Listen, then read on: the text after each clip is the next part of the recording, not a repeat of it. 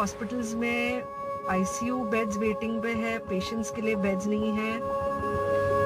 आप लोग please safe रहो। अगर आपको लग रहा है कि आपको 1 साल से कोरोना नहीं हुआ है इसलिए आप कोई सुपर हीरो हो या आपकी इम्यूनिटी बहुत अच्छी है और आपको ऐसे कुछ नहीं होगा, तो आप गलत फहमी में हो। हम यंग लोगों को देख रहे हैं। I mean, we have a 35-year-old who's on the ventilator and we are not able to help people now.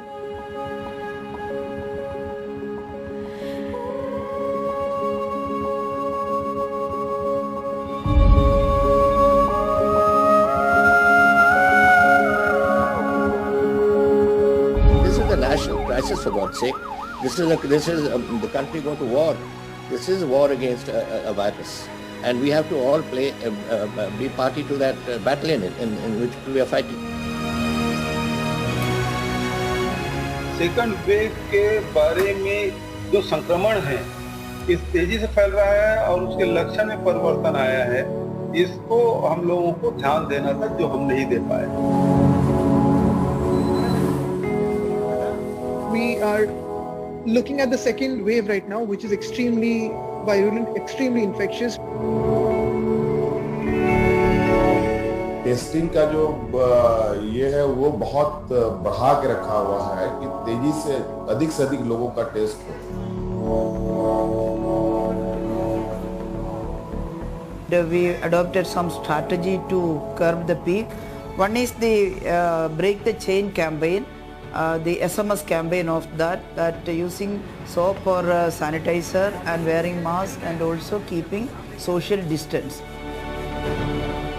Situation बिल्कुल ही बहुत ज़्यादा ग्रिम है। जो पैनिक है उसको भी थोड़ा कम करने की ज़रूरत है। तो मुझे लगता है बहुत ही काम रहें। पूरे सबको मिलकर लड़ना है, लड़के मिलकर लड़ेंगे तभी जाके कामयाब होंगे हम। With the second wave hitting the country hard, the situation is grim, but we must not panic. The good news is that India has opened up vaccines for all over the age of 18 years from May 1st. But just a vaccine will defeat the purpose. Along with the vaccine, what is also needed is sanitizing hands, wearing a mask, social distancing. On the NDTV Detol Banega Swasth India campaign's special show today, let's try and understand the second wave of the COVID-19 pandemic and how to deal with it. New variants responsible for second wave. Genome sequencing has detected a new double mutated virus spreading in India. This was first detected last year. Experts believe the new variant has the potential to bypass immunity and possibly the vaccine. This could be the reason for reinfection cases and cases among vaccinated people. Due to restrictions lifting, the younger population of 18 to 45 years has been affected, and this group is a super spreader. The R value is increasing. This is the reproductive value which indicates how many people one positive person will infect. Other reasons for second wave: public carelessness and lack of adherence to COVID-appropriate behaviour, pandemic fatigue, mixed messaging by authorities, large gatherings. Let us see what Dr. Trehan has to say about the second wave of the pandemic. ये बात कई बार पहले भी हुई है। ये सोचने की बात है कि chaos क्रिएट नहीं करना है। अब सबसे बड़ी बात जो ये सेकेंड वेव में आई है कि यंगर एज ग्रुप को भी काफी इन्फेक्शन फैल रहा है। हो सकता है कि आने वाले 4 हफ्ते में काफी वैक्सीन मिल जाए, पर इस टाइम में जो ये टाइम बचा है हमारे पास, जब सारी कंट्री को हम वैक्सीन लगा सकते हैं, पब्लिक को पूरे तरीके से अपनी रिस्पॉन्सिबिलिटी संभालनी है। ये किसी और के लिए नहीं कर रहे आप अपने लिए कर रहे हो, अपने को बचाने के लिए, और अपने को बचाने से आप अपनी फैमिली को बचा रहे हो। आप आज देखोगे जो हॉस्पिटल्स भरे हुए हैं वो बुजुर्गों से भरे हुए हैं जो बच्चों ने दिए उनको इन्फेक्शन। इसकी बात तो आपको हर एक सिटीजन को समझनी चाहिए कि 3 ही जो चीजें बार बार कही जा रही हैं, मास्किंग, डिस्टेंसिंग और हैंड हाइजीन, ये ही एक मंत्र है जो पब्लिक कर सकती है। आप गवर्नमेंट को जितना मर्जी प्रेशर डालो, गवर्नमेंट अपने तरीके से पूरा रिस्पॉन्ड करना चाहिए। दूसरी बात ये है, आपने पहले पूछी थी किसी से कि हमें अब क्या चाहिए। हिस्ट्री दोहराने का अब कोई हमें फायदा नहीं है, ब्लेम गेम का फायदा नहीं है, ये जंग है और हमें इकट्ठे लड़नी है। The second wave of the COVID-19 pandemic has hit India hard. The rate of increase in new cases is significantly higher. The increase from 10,000 to 80,000 new cases per day from February to April has taken less than 40 days. Many more of the cases testing positive are asymptomatic or mildly symptomatic, resulting in relatively low rates of hospitalization and mortality. Breathlessness in more patients in second wave, oxygen demand up. Difference in symptoms too. Last year's symptoms: dry cough, fever, weakness, breathing problems, loss of smell. Current symptoms, apart from the old symptoms, only headache, only loose motions, only body ache, only weakness, uneasy feeling, vomiting, hearing problems, conjunctivitis. So this is data from hospitalized patients during the first wave and during the second wave. Here in the second wave, we have found that the oxygen utilization has been found to be 54.5% versus 41.1%. So it is higher in the second wave. Number one point. Sudden surge of cases. So there was a panic. People wanted to get admitted to hospitals and therefore the oxygen requirement suddenly shot up. We would like to ensure that all hospitals and all physicians ensure that the oxygen usage has to be very, very rationalized, one. And number two, wastage of oxygen should not happen. There is a lot of confusion on when to give what medication. It is important to understand the medication. Let's see what Dr. Randeep Guleria has to say, that when does a patient need remdesivir, what is the difference between this and steroids, what is dexamethasone, what is ivermectin and Fabifil. Remdesivir is basically an antiviral drug. It was basically developed for the management of Ebola, and that is where the evolution of remdesivir happened. But initial studies were done to look at its utility as far as COVID-19 was concerned. The first paper that came out from China actually was a negative study and showed it was of no use. It did not show remdesivir had much effect, and this was the first study which was published in the New England Journal of Medicine. Subsequent studies did show that remdesivir was useful only in people who had moderate to severe disease in decreasing the hospital stay by about 4 days. There was no mortality benefit. By taking remdesivir, the study did not show that you could save lives. You could just decrease the hospital admission. And it was only found to be useful and it was given when your saturation fell to around 94 or less, or there were infiltrates in the chest X-ray. So this was usually around the 5th to the 7th day.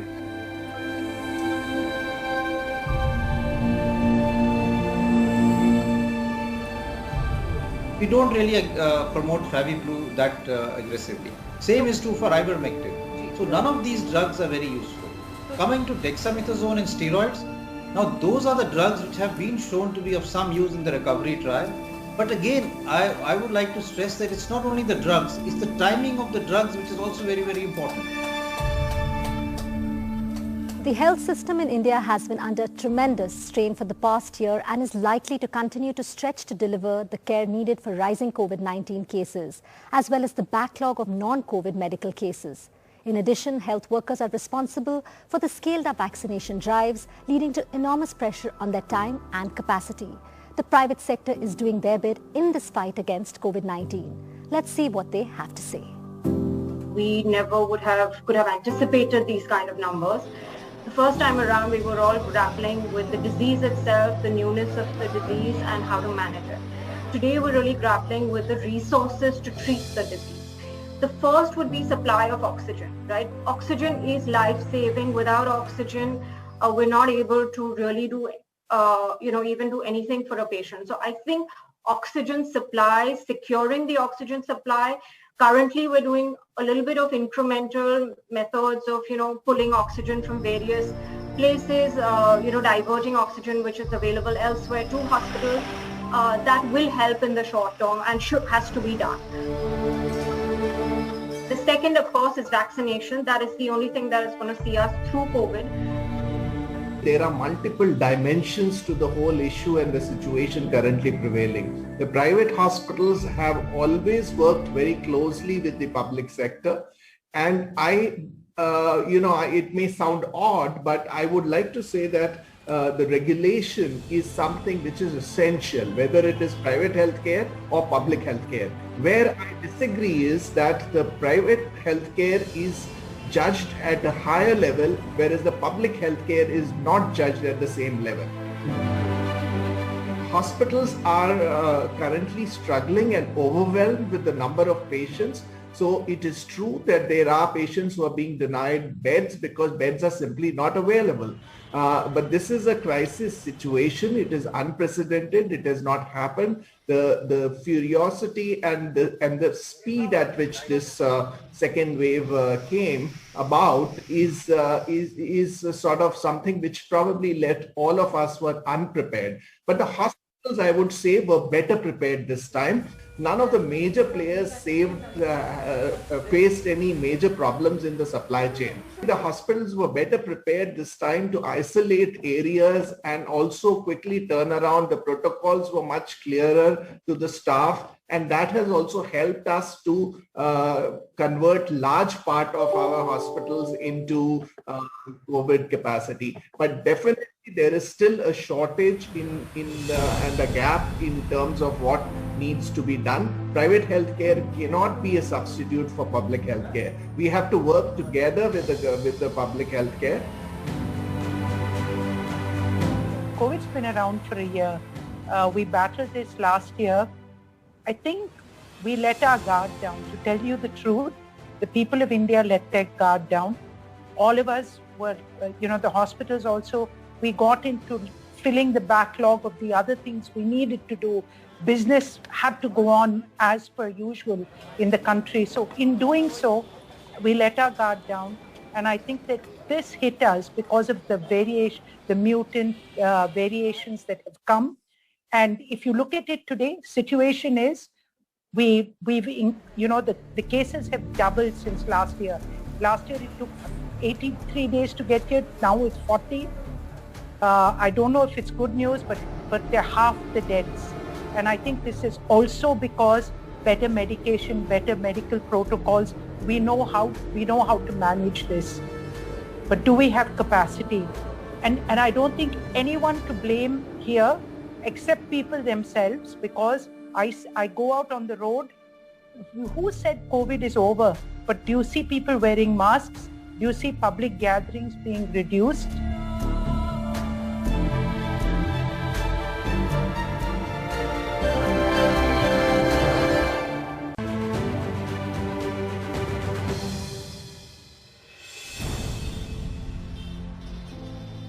There are two aspects to this tsunami of corona that's happened in the last 6 to 8 weeks. First is as breaking the chain of transmission. Hospital beds are very, very precious. We have to reserve them for the really sick, to save people who need to be in the hospital. A large number of these people can be managed at home with home monitoring devices, home monitoring packages. We can manage them in hotels, which the government has now allowed, which can be attached to a given hospital, COVID care centers. In addition to COVID patients, we have a large number of non-COVID patients who cannot be sacrificed because they have waited for a very, very long time to come to hospitals. And for us, any life, COVID or non-COVID, is equally important. But we have to come down on gatherings, we have to come down on rallies, protest marches, whatever. People should not get together in large crowds, because that's very conducive for transmission of corona. Second, you should increase testing, tracking and isolation of the people who are infected, ramp up the vaccination so that we come to a level of herd immunity at the closest time possible. How can you protect yourself from the virus? Strategies to deal with the pandemic. 100% adherence to COVID-appropriate behavior. Zero tolerance for no mask, crowding and COVID-inappropriate behavior. Learn to wear and remove masks correctly. Understand viral load and increase alertness accordingly. Testing, tracing, isolating and vaccinating. Eat nutritious foods. People with comorbidities like obesity, diabetes must take extra precautions. Keep fit and exercise. With the second wave of the COVID-19 virus looming large in the Indian population, the only way to fight the pandemic is through vaccination. The longer the virus circulates in the population, it mutates and spreads faster. While no vaccine is 100% effective in preventing the disease, a vaccine helps prevent serious disease and hospitalizations, especially among the more vulnerable elderly population. Vaccines create antibodies in our body that prevent the virus from rapidly multiplying. So along with COVID-appropriate behavior, vaccination is key to ending the pandemic and attaining herd immunity. Herd immunity takes place when a large proportion of the population is protected from the virus, preventing the virus from jumping from host to host. Who should get vaccinated? The COVID-19 vaccines are safe for most people 18 years and older, including those with pre-existing conditions of any kind, including autoimmune disorders. These conditions include hypertension, diabetes, asthma, pulmonary, liver and kidney disease, as well as chronic infections that are stable and controlled. Let's hear what Niti Ayog's Dr. V.K. Paul has to say on the COVID vaccine. Sputnik ने systematic तरीके से फैसला किया कि यहाँ trial करेंगे और तब जाके लाइसेंशियर अर्न करेंगे, क्योंकि उनका कहीं और लाइसेंशियर था नहीं। मेहनत करी, उन्होंने अपने ट्रायल पूरा किया, सिस्टेमैटिक तरीके से आए और जिस पॉइंट पे उनका वैक्सीन का मैच्योर हुआ उनको मिली। We are the first major regulator to have given them of that the licensure. Pfizer ने क्यों नहीं इंटरेस्ट दिखाया? वो भी तो 1600 केस कर सकते थे, दिसंबर में आए थे और उन्होंने कभी एक्सप्लिसिट ये कहा नहीं कि हमें परमिशन दो इसके बिना भी। उन्होंने एप्लीकेशन दी, वो अपीयर भी नहीं हुए। फ्रॉम डे वन हम फाइजर के, जॉनसन एंड जॉनसन के और मॉडर्ना के टच में है मल्टीपल लेवल्स, और हमें यही वापस जवाब मिलता था कि जुलाई के बाद सोच सकते हैं कुछ देने का, कुछ बनाने का। हमें हमेशा कहा आइए और बनाइए, हमेशा कहा हम फैसिलिटेट करेंगे, बोलो तो सही, लेकिन जवाब ये मिलता था कि अभी हमारे पास कैपेसिटी नहीं है तीनों का। और इसीलिए जॉनसन जॉनसन का भी जो अभी एग्रीमेंट हुआ वो जुलाई सितंबर की बात है। हाँ, ये बात है कि इतना होने के बावजूद जिस स्पीड से ये virus, that has to be admitted, जिस स्पीड से ये वायरस आया है, ये टेक्निकली साइंटिफिकली एंटिसिपेटेड कैसे दिखता नहीं था ऐसे में।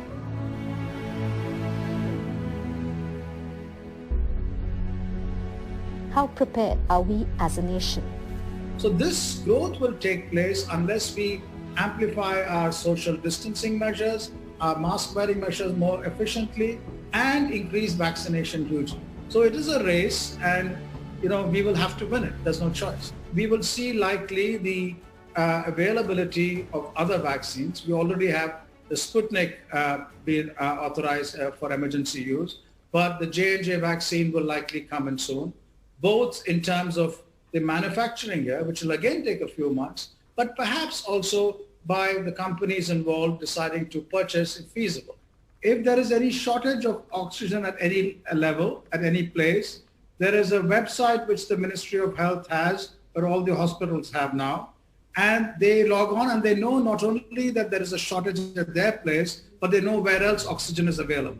So I think that the oxygen shortage will be addressed, because you're going to see that industries, big industries which use oxygen without compromising on their output, yet by addressing and transforming part of their sources into medical grade oxygen, those again will be addressed.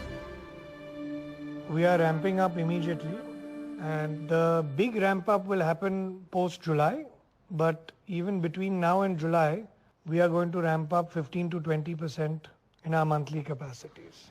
Starting by the end of May, this product will be visible in the market, 15 to 20% more. And then after July, it will be beyond 40% of our existing capacities. So we'll cross after July 100 million doses per month. We will try to split it evenly as much as possible between states and private supply. India is at a critical stage in the COVID-19 pandemic. In the first instance, all efforts need to be made to break the transmission chain and reduce the rate of new infections. Simultaneously, accelerated vaccinations will help contain the pandemic in the medium run. But remember, your life is in your hands. Please sanitize your hands, wear the right kind of masks and maintain social distancing. Along with that, vaccinate yourself, stay home and stay safe.